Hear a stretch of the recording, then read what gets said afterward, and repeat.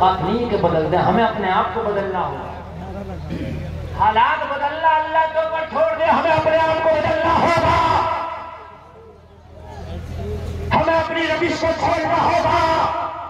آپ کہتے ہو حالات بہت گرم ہے، حالات بہت خراب ہے، میں بھی مانتا ہوں، مگر حالات ابھی اتنے خراب نہیں ہیں، ابھی حالات بہت اچھے ہیں۔ اب جملہ سنیں میرا، حالات ابھی بہت اچھے ہیں، حالات برے نہیں ہیں۔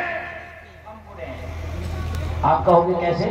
تو حالات اتنے برے نہیں ہیں، جب بلال نے کلمہ پڑھا تو مکہ کے جتنے برے حالات تھے اتنے برے ابھی حالات نہیں ہیں۔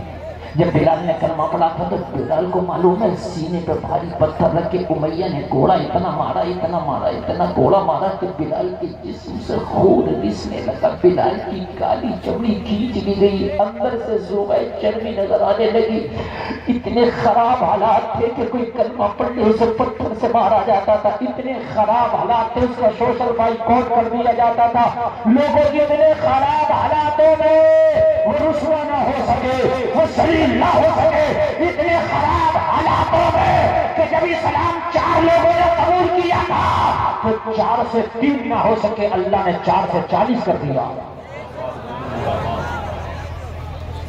بہت 4 لوگوں نے کلمہ پڑھا تھا پہلے، صرف 4 نہیں، علماء بیٹھے ہیں 4 میں، یہ غلام ہیں، ان 4 میں بھی آزاد نہیں ہے، 4 ان 4 میں بھی چاروں مرد نہیں ہے، ایک عورت ہے، ان 4 میں بھی چاروں جوان نہیں ہے، ایک بچہ ہے۔ ذرا غور تو کریں، آپ کی تعداد کتنی ہے؟ 125 کروڑ کم سے کم، ورنہ آپ کی 150 کروڑ کے آس پاس پوری دنیا میں تعداد ہے۔ تم کہتے ہو رسوا ہو، مکان تمہارے پاس، دولت تمہارے پاس، تجارت تمہارے پاس، شہرت تمہارے پاس، سب چیز ہے، 125 ارب تم رسوا کیوں ہو گئے؟ وہ تو صرف 4 تھے، 4 میں بھی چاروں مرد نہیں، 4 میں بھی چاروں جوان نہیں، 4 میں بھی چاروں آزاد نہیں۔ کیا بات رہی بہت۔ ہم میرے جملوں کو غور کریں، دیکھیے میں تخیل بہت جوشیلی چوکے چھکے مار کے بھی جا سکتا ہوں، یہ سب مجھے آتا ہے، لیکن مقصد یہاں چوکے چھکے مارنا نہیں ہے۔ اتنی تعداد میں آپ تشریف لائیں، کچھ دے کر جانا چاہتا ہوں۔ بات رہی، زندہ باد زندہ باد۔ کل کو اگر کوئی یہ کہے کہ افضال بھائی نے جلسہ کرایا تھا، علماء کو بلایا تھا، کیا دے کر گئے، تو تو کل بتا سکے کہ یہ دے کر کے گئے ہیں، تو بھی اپنے کانوں میں ڈال لے، عمل کر لے، انشاءاللہ تیری زندگی کامیاب ہو جائے گا۔ آپ کہتے ہیں حالات خراب ہیں، میں کہتا ہوں حالات بہت اچھے ہیں، ابھی اتنے خراب نہیں ہیں حالات، نہ ابھی اتنے حالات خراب نہیں ہیں جتنے حالات اس وقت خراب تھے۔ جلسے میں آنے والوں کان کھول کر کے سنو، 4 لوگوں نے کلمہ پڑھا، صرف 4 نے۔ کتنوں نے؟ 4 میں بھی چاروں جوان نہیں، چاروں مرد نہیں، چاروں آزاد نہیں۔ مکہ کے لوگوں نے کہا ٹینشن نہ لو، 4 نے کلمہ پڑھا، مسل کر رکھ دیں گے، چاروں کو انہیں گمنام کر دیں گے، انہیں ختم کر دیں گے، انہیں تباہ کر دیں گے، انہیں برباد کر دیں گے۔ یہ تو 4 ہے، ہمارے سامنے ان کی حیثیت کیا ہے، لیکن جسے خدا رکھے اسے کام رکھے، بن کے پالے، جس کی حفاظت ہوا کرے وہ شمع کے بجھے جسے روشن خدا کرے۔ نعرہ تکبیر، نعرہ رسالت، مسلک اعلیٰ حضرت، عظمت اسلام۔ آپ کہتے ہو حالات خراب ہے، میں نہیں مانتا، میں یہ مانتا ہوں کہ ہم خراب ہیں، میں یہ مانتا ہوں۔ وہ 4 تھے تو وہ 4 ایسے تھے، آقا آپ کے لیے جان بھی حاضر ہے، مال بھی حاضر ہے، سبحان اللہ۔ ان 4 میں ایک عورت ہے جن کا نام ہے حضرت خدیجہ۔ کیا نام ہے؟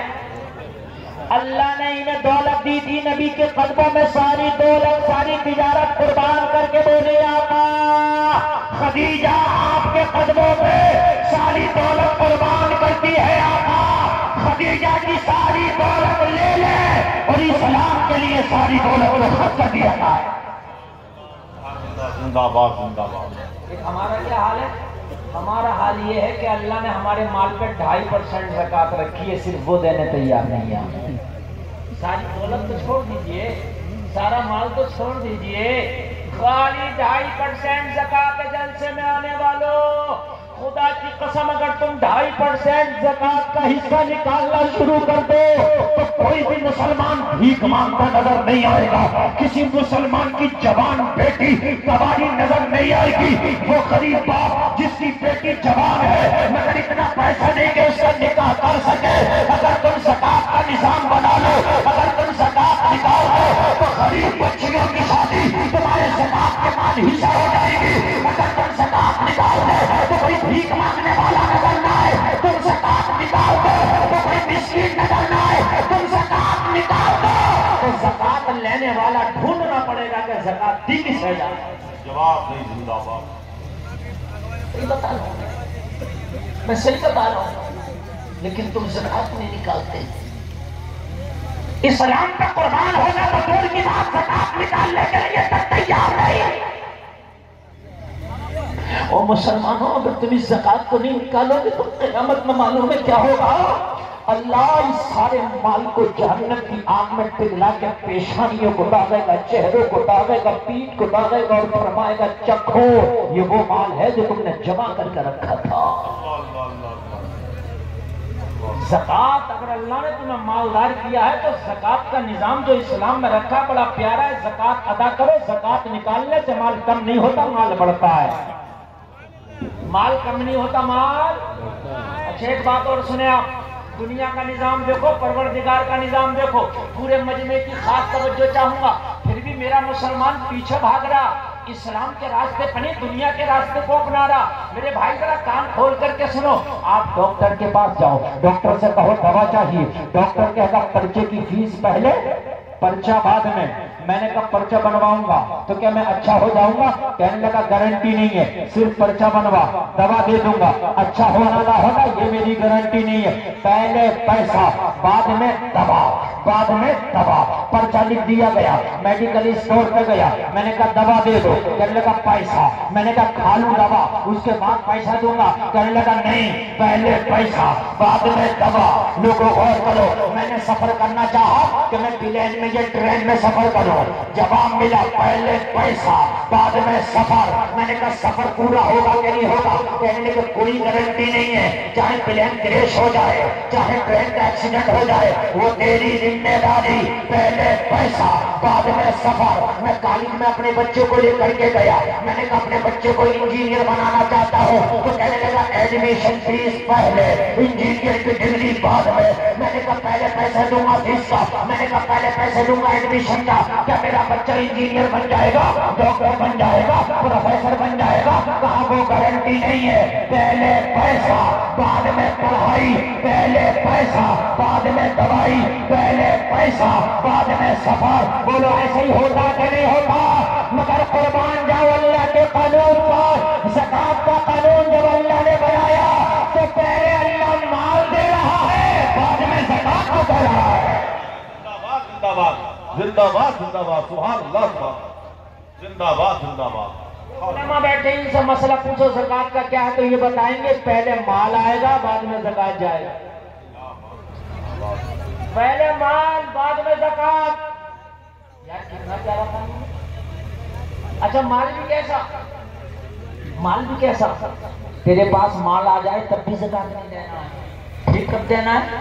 1 سال گزر جانے کے بعد زکات دینا۔ ہائے ہائے کیسی گارنٹی ہے یار، کیسا نظام قدرت ہے یار، اسے ٹھکرا دو، اس سے بھاگ رہو۔ کیسا نظام قدرت ہے یہ؟ 1 سال جب تیرے مال پر گزر جائے تو 2.5% نکالنا ہے اور 97.5% اپنے استعمال میں لانا ہے۔ کتنا پیارا قانون ہے میرے بھائی، بولو ہے کہ نہیں؟ ایسا نہیں ہے کہ تم بعد میں مالدار ہو جاؤ گے پہلے زکات دو، نہیں، پہلے مالدار ہو جاؤ بعد میں زکات دو۔ بولو دی جائے گی زکات کہ نہیں دی جائے گی؟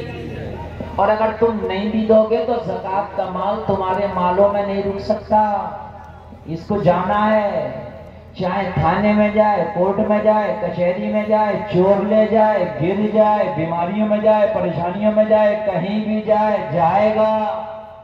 یہ تیرے مال کا میل ہے، تیرے مال کے میل کو نکال دیا تو تیرا مال پاک ہو جائے گا۔ اور اگر تو نے نہیں نکالا تو ایک بات اور بتا کے آگے بڑھ رہا ہو، تمہارے پاس 20 آلو ہو، کتنے؟ اور اس میں ایک سڑ جائے، اسے نکال دو تو 19 رہ جائے. اگر سڑے ہوئے آلو کو نکال دو تو کتنے رہ جائیں گے؟ اچھا مت نکالو، آپ سوچو کہ میں نے نکال دیا تو میرا ایک کم ہو جائے گا، میں تو پورے 20 رکھوں گا. تو تم نہیں رکھ پائے گا، وہ سڑا ہوا آلو زیادہ دن رہ گیا نا تیرے مال میں تو کئی اور آلووں کو بھی گلا لے جائے گا. ارے آپ لوگ گاؤں والے ہو، کاشتکار ہو، جانتے ہو کہ نہیں جانتے ہو؟ اگر آپ کو یقین نہ آئے تو اس گلے ہوئے آلو کو اچھے آلوؤں میں رکھا رہنے دے، وہ آس پاس والوں کو گلا لے گا، پھر اکیلا نہیں جائے گا، بہت سے کو ساتھ میں لے کے جائے گا. زکات تیرے مال کا میل ہے، اسے نکال دے، اگر نہیں نکالے گا تو یہ بہت سارا ساتھ میں لے کے جائے گا. زندہ باد جواب زندہ باد زندہ باد بہت سارا ساتھ میں لے کے جائے گا، پھر تو کچھ نہیں کر پائے گا. قرضہ لے کر کے تو اپنا علاج کرے گا، لیکن تو قرضے میں تو چلا جائے گا، لیکن زکات پھر بھی ختم نہیں ہوا. اس لیے اگر اللہ نے دیا ہے تو یہ قسم کھا کے اٹھو، اللہ تو ہمیں دیتا چلا جا، ہم زکات ادا کرتے رہیں گے. یا اللہ تو دیتا چلا جا، ہم زکات دیتے جائیں گے. نظام بناؤ میرے بھائی، زکات کا بڑا پیارا نظام ہے. توجہ ہے کہ نہیں آپ لوگ؟ بہت پیارا نظام، بہت پیارا نظام. اور اتنا پیارا نظام ہے، اتنا پیارا نظام ہے، زکات کے علاوہ بھی اللہ نے اگر اہل ثروت کیا ہے، آپ کو مالدار کیا ہے نا، تو پھر بھی کسی غریب کی آپ محبت کے ساتھ مدد کر دو، اور خاموشی سے مدد کر دو، اور ایسی مدد کر دو کہ تو جانے تیرا مولا جانے. ایسی حضرت عمر ابن خطاب آدھی دنیا پہ حکومت کرتے ہیں. اتنے بڑے کا نام لے دیا میں نے، اتنے بڑے کا. ایک دن اپنے گھر میں آئے لوگوں، یہ لوگ زکات نہیں دیتے تھے. آپ کو بہت بڑی بات کریں، حضرت عمر زکات نہیں دیتے تھے، تو ان کے پاس اتنا مال ہی نہیں تھا کہ زکات ان کے اوپر واجب ہو، فرض ہو. صبح کھا لیا، شام کا نہیں، شام کھا لیا، صبح کا نہیں.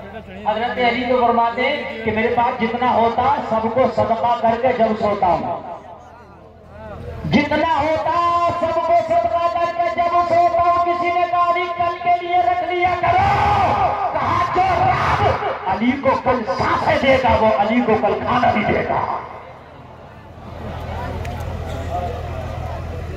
جو رب کل علی کو سانسیں دے گا وہ علی کو.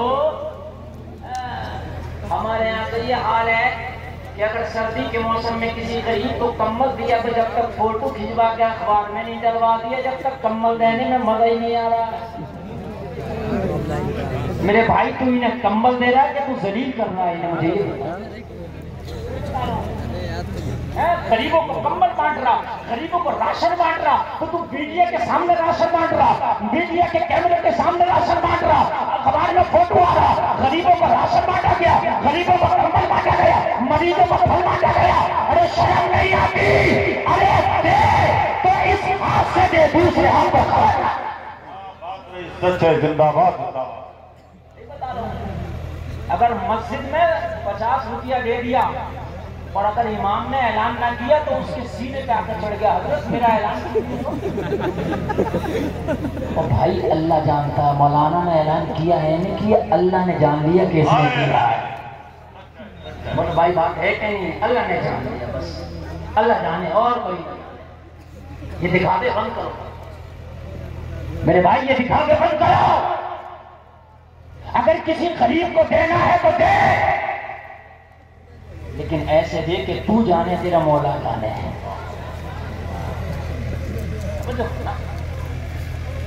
ہر جگہ دکھاوا نہیں ہوتا کہ صاحب میں نے یہ دیا، میں نے وہ دیا، میں نے یہ دیا، میں نے فلاں کو وہ دیا.